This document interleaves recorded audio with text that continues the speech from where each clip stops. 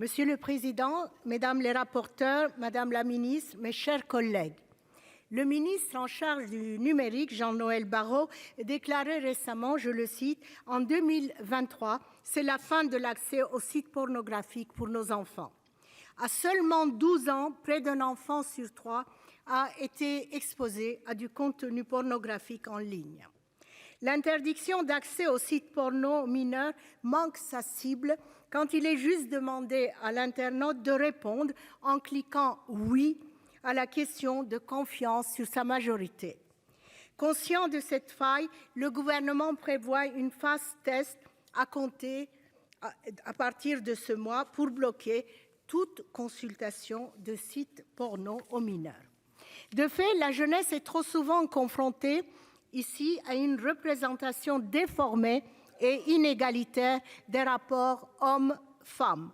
Ces contenus, accessibles facilement, toujours plus violents, font la promotion de l'acte sexuel forcé. Or, selon une étude de la BBC, plus d'un tiers des femmes subissent des violences lors de l'acte sexuel.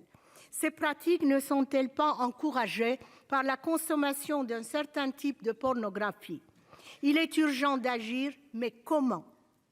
La corrélation entre violence sexuelle et pornographie s'observe déjà au niveau des conditions de travail imposées aux actrices, lesquelles relèvent pourtant du Code du travail censé les protéger.